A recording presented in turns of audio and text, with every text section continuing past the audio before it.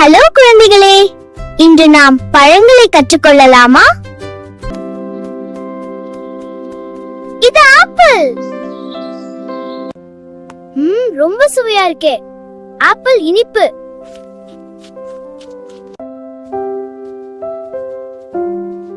இது வாழைப்பழம்.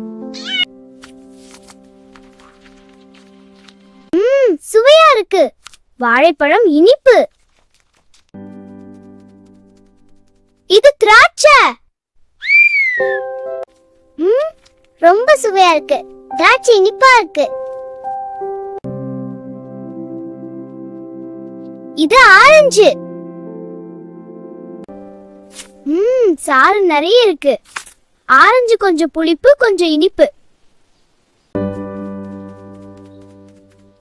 இது தர்பூசணி. தர்பூசணி குளிர்ச்சியாக இனிப்பாக இருக்கு. இது ஸ்ட்ராபெரி.